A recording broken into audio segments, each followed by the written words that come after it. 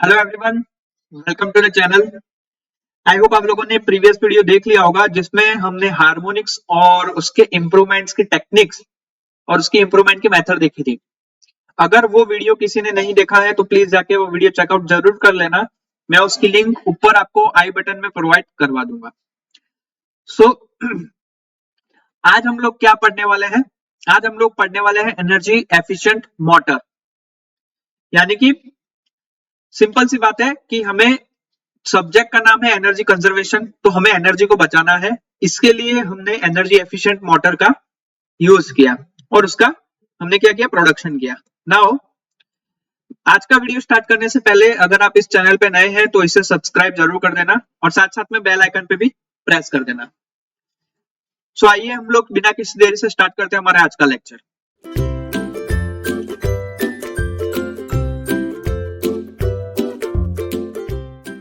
आज का टॉपिक हमारा, जैसा कि मैंने आपको पहले ही कहा, एनर्जी एफिशिएंट मोटर्स का है। क्या है एनर्जी एफिशिएंट मोटर?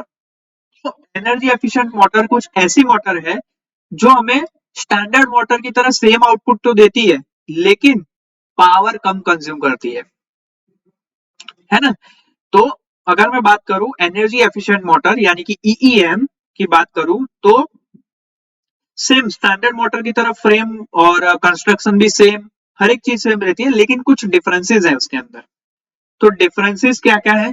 तो सबसे पहला डिफरेंस है उसका हाई क्वालिटी और थिनर स्टील लैमिनेशन। स्टेटर के अंदर स्टैंडर्ड मोटर में हाई क्वालिटी और थिनर स्टील लैमिनेशन का इस्तेमाल नहीं होता, लेकिन ईईएम एनर्जी एफिशिएंट मोटर के अंदर हायर क्वालिटी और थिनर स्टील लैमिनेशन का इस्तेमाल होता है ना।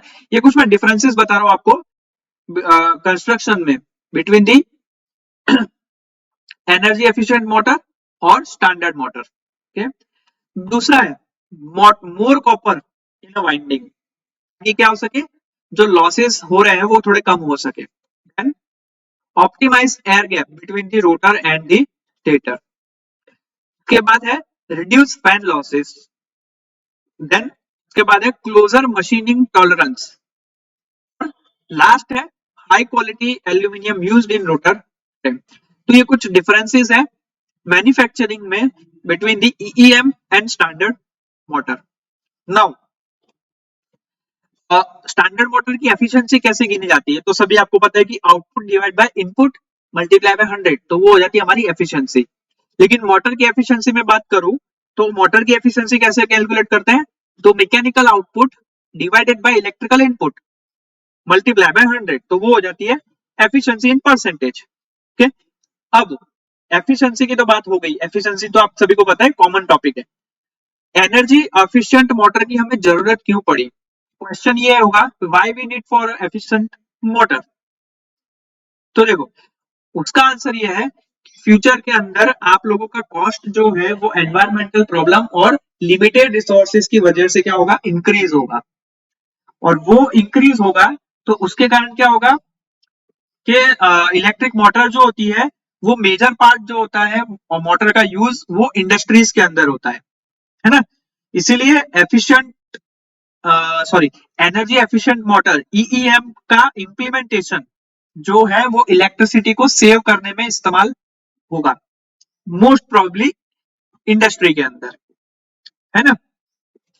जिसके कारण क्या होगा, जिसके कारण जो हमारा ग्रीन हाउस का प्रोडक्शन है, ग्रीन हाउस गैसेस का जो प्रोडक्शन है ना, वो क्या हो जाएगा, कम हो जाएगा।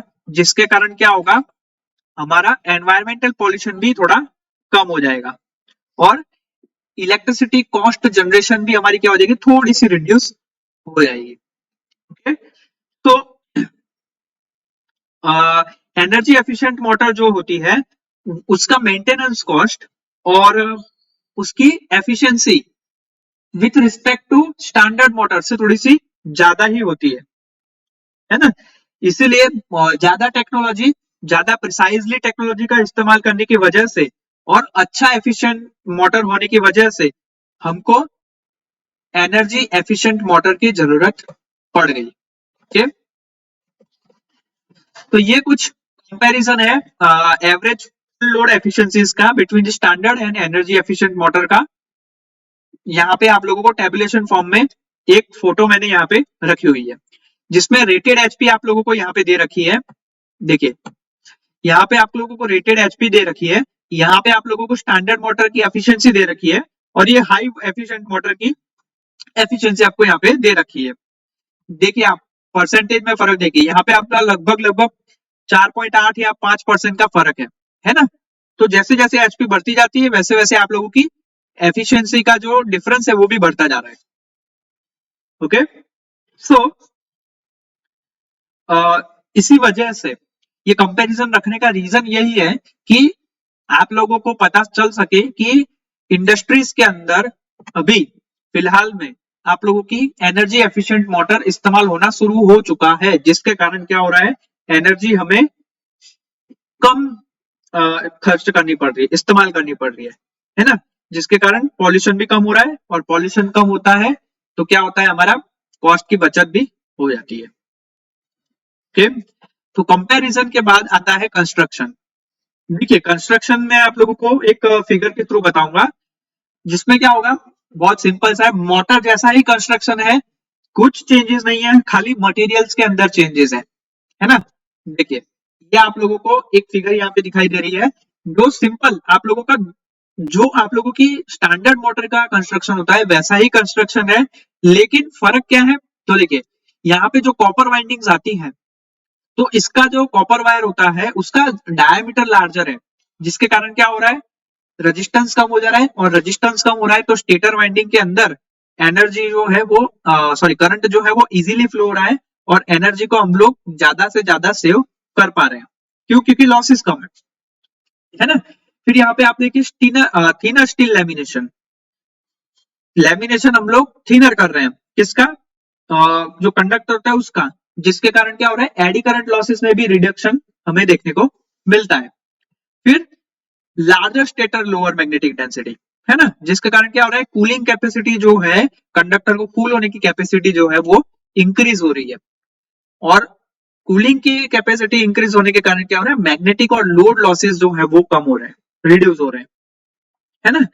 और फैन की डिजाइन, फैन की डिजाइन आप देखिए कुछ अलग तरीके के है इसमें, तो फैन की डिजाइन को इंप्रूव करने से एयर फ्लो जो है वो इंप्रूव हो रहा है, जिसके कारण ठंडा जो है अंदर मशीन के अंदर जल्दी हो पा रहा है, और लॉसेस कम हो रहे हैं।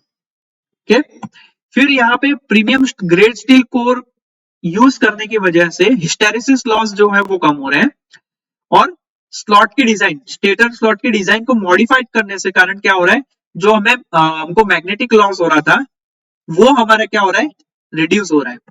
और यहाँ पे जो कॉपर बार्स है ना, कॉपर बार्स है और एंडरिंग है, उसका एरिया बढ़ने की वजह से, उसका एरिया बढ़ने की वजह से क्या हो रहा है कि रोटर रेजिस्टेंस लॉस जो है वो हमारा रिड्यूस हो रहा है। तो ओवरऑल हमारी देखी जाए तो यहाँ पे एनर्जी एफिशिएंट मोटर की एफिशिएंसी जो है वो इंक्रीज हो रही है ना, इतने सारे टॉपिक की, इतने सारे पॉइंट्स की वजह से। ओके नाउ कंस्ट्रक्शन तो सेम है, मोटर जैसा, स्टेटर रोटर बाकी सब चीजें कंस्ट्रक्शन की सेम है, लेकिन फर्क सिर्फ और सिर्फ उसके मटेरियल्स में है, जैसा कि ऊपर मैंने आप लोगों को स्टार्टिंग में बताया था। कंस्ट्रक्शन के बाद आती है कैरेक्टरिस्टिक, है ना। कैरेक्टरिस्टिक आप लोगों को कुछ ऐसे फॉर्म में देखने को मिलेगी, ये जो पूरा आप लोगों का ग्राफ है, एफिशिएंसी वर्सेस मोटर रेटिंग का ग्राफ, ये इसका सोर्स जो है वो bwindia.gov.in पेज नंबर 33, वहां से ये ग्राफ लिया हुआ है। सो ये जो ग्राफ है वो 110% आप लोगों का ट्रस्टेबल है, क्योंकि ये गवर्नमेंट ऑफ इंडिया से आया हुआ है ग्राफ है। ओके तो देखिए यहाँ पे आप लोगों को क्लियरली देखने को मिल रहा होगा कि स्टैंडर्ड मोटर की एफिशिएंसी जो है वो हाई एफिशिएंसी मोटर के सामने क्या है, कम है ना। अगर वो 70 से 80 के बीच में अगर स्टैंडर्ड मोटर की एफिशिएंसी है, तो हाई एफिशिएंसी यानी कि ईएम एनर्जी एफिशिएंट मोटर की जो एफिशिएंसी है वो 80 से 90% के बीच में मिलेगी हमें। ओके आई होप आप लोगों को कैरेक्टरिस्टिक से पता चली होगी कि एफिशिएंसी किसकी ज्यादा है। नाउ कैरेक्टरिस्टिक के बाद आता है हमारा एडवांटेजेस। एडवांटेजेस क्या है, देखिए आप लोगों के कुछ इतने एडवांटेजेस है जो मैंने यहाँ पे लिस्ट के थ्रू आप लोगों को यहाँ पे बताया हुआ है। तो सबसे पहला है लेसर ऑपरेटिंग कॉस्ट। क्यों लेसर ऑपरेटिंग कॉस्ट? क्योंकि सिंपल सा लॉसेस कम है तो हमें इनपुट भी कम देना पड़ेगा, जिसके कारण क्या है हमें मैक्सिमम आउटपुट भी हम वहां से ले सकते हैं, है ना। दूसरा है lesser heat loss. Heat losses कम हो रहे हैं क्योंकि ओवरऑल लॉस जो सारे लॉसेस है, hysteresis loss, eddy current loss, stator copper loss, rotor copper loss, ये सारे क्या हो रहे हैं रिड्यूस हो रहे हैं, जिसके कारण हीट लॉस भी हमारे क्या हो रहा है कम हो रहा है। फिर increasing in winding life span, है ना, वाइंडिंग की लाइफ में क्या हो रहा है इजाफा हो रहा है, बढ़ोतरी हो रही है, ठीक है। और lower noise level during the working condition. देखो इसमें क्या होता है, क्यों नॉइज लेवल कम है क्योंकि जो स्टेटर और रोटर के बीच का एयर गैप है वो यूनिफॉर्म है, जिसके कारण क्या हो रहा है नॉइज लेवल जो है वो कम है। फिर देन नेक्स्ट है रिड्यूस एनर्जी कॉस्ट। सिंपल सी बात है, अगर आउटपुट हमें अच्छा मिल रहा है तो हमें सिंपल सा जितना हम लोग इनपुट दे रहे हैं उससे उसका 90% हमको क्या मिल रहा है आउटपुट में मिल रहा है, तो एनर्जी कॉस्ट जो है वो भी हमारा आगे कम हो जाएगा। Then reduction in operation environmental impact. Heat losses जो हमारे बढ़ गए थे, है ना, विंडेज लॉसेस, वाइंडिंग लॉसेस, ठीक है, स्टेटर कॉपर लॉसेस, जो लॉसेस बढ़ गए थे जिसके कारण हीट बढ़ गई थी, तो वो हीट लॉसेस में कमी होने के कारण एनवायरमेंटल इंपैक्ट जो है वो कम पड़ता है। दूसरा रीजन भी है, अगर एनर्जी एफिशिएंट मोटर हम लोग यूज करते हैं तो पावर कंजम्पशन कम हो जाता है, और पावर कंजम्पशन कम हो गया तो हमें जनरेशन करना भी उतना ज्यादा जनरेशन करने की जरूरत नहीं है, जिसके कारण क्या होता है कि हमारी जो हमारी ग्रीन हाउस गैसेस है वो भी हमारी कम जनरेट होती है, और वो भी एक इन्वायरमेंटल इंपैक्ट पे बहुत ही अच्छा असर करती है। ओके, तो देखा जाए तो एनर्जी एफिशिएंट मोटर जो है वो इनडायरेक्ट तरीके से एनवायरमेंट पे बहुत ही ज्यादा इंपैक्ट करती है। ओके, नेक्स्ट है lesser impact of water fluctuation और मोटर एफिशिएंसी, है ना। फिर नेक्स्ट है स्टेटर कॉपर लॉसेस में रिडक्शन। तो स्टेटर कॉपर लॉसेस में रिडक्शन कैसे होता है, तो देखो क्यों, क्योंकि हम लोग क्या करते हैं प्रॉपर कॉपर का कंडक्टर यूज करते हैं, सिलेक्शन इस तरीके से होता है जिसका रेजिस्टेंस कम होता है ना, रेजिस्टेंस कम होगा तो उसके कारण क्या होगा कॉपर लॉसेस कम होंगे। फिर वो इंसुलेशन, उसके ऊपर जो इंसुलेशन करते हैं वो भी हम लोग प्रॉपर टाइप का इस्तेमाल करते हैं, तो जिसके कारण स्टेटर कॉपर लॉस जो है वो रिड्यूस हो जाते हैं। फिर नेक्स्ट है हमारा रोटर कॉपर लॉस में रिडक्शन। तो रोटर बार और एंडरिंग का सिलेक्शन हम लोग क्या करते हैं इंक्रीज कर देते हैं सेक्शन, जैसा कि मैंने आपको ऊपर फिगर में पहले बताया था, जिसके कारण क्या होता है कॉपर लॉसेस रिड्यूस हो जाते हैं। ओके, फिर दूसरा किस तरीके से रोटर कॉपर लॉस रिड्यूस होता है, तो मोटर को हम लोग उसकी सिंक्रोनस स्पीड पे घुमाते हैं, है ना, सिंक्रोनस स्पीड पे घुमाते हैं जिसके कारण उसकी कॉपर लॉस जो है वो हमारी रिड्यूस हो जाती है। Okay, now core loss. तो देखो कोर लॉसेस को रिड्यूस करने के लिए हम लोग क्या करते हैं, हम लोग लो ग्रेड का सिलिकॉन स्टील इस्तेमाल करते हैं, जिसके कारण क्या होता है कोर लॉस हमारे कम हो जाते हैं। क्यों लो ग्रेड का सिलिकॉन स्टील, क्योंकि इसकी जो डाइपोल मोमेंट होती है वो एक ही डायरेक्शन के अंदर होती है ना। देन दूसरा क्या रीजन हो सकता है कोर लॉसेस रिड्यूस होने का, तो लैमिनेशन जो है वो हम लोग थीन यूज करते हैं, जिसके कारण क्या होता है एडी करंट लॉसेस आप लोगों के कम हो जाते हैं, और एडी करंट लॉसेस ही हमारा कोर लॉस कहला सकता है। ओके, तो इस तरीके से कोर लॉसेस में भी रिडक्शन आते हैं।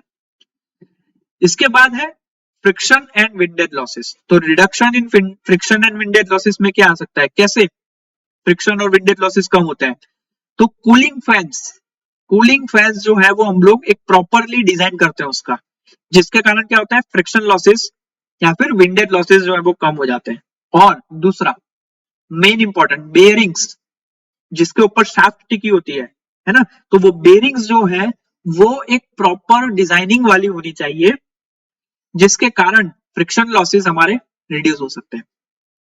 ओके, इसके बाद लास्ट जो है वो एडवांटेज है हमारा reduction in stray load loss. तो स्ट्रे लोड लॉस हम लोग कैसे रिड्यूस करते हैं?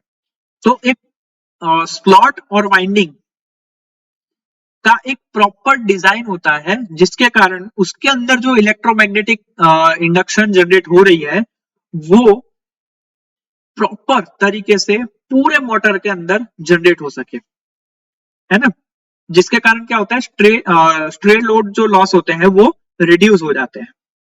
ओके, स्ट्रे लोड लॉस जो है उसको अगर हम लोग रिड्यूस करते हैं तो मोटर की एफिशिएंसी जो है वो क्या हो जाती है, इंक्रीज हो जाती है, और उसके अंदर के जो लॉसेस है वो हमारे 4 से 8% तक कम हो जाते हैं। ओके, तो ये कुछ आप लोगों के एडवांटेजेस थे जो कि थे एनर्जी एफिशिएंट मोटर के, जो हमने कवर अप यहाँ पे कर लिए। ओके, सो आज का ये जो लेक्चर है हम लोग फिलहाल इतना ही रखते हैं। आई होप आप लोगों को ये वीडियो पसंद आया होगा। वीडियो पसंद आए तो जरूर इसे लाइक करना, चैनल को सब्सक्राइब भी कर देना और साथ साथ में बेल आइकन पे भी प्रेस कर देना। ओके, मिलते हैं अब हम लोग नेक्स्ट लेक्चर में नए टॉपिक के साथ। तब तक के लिए जय हिंद।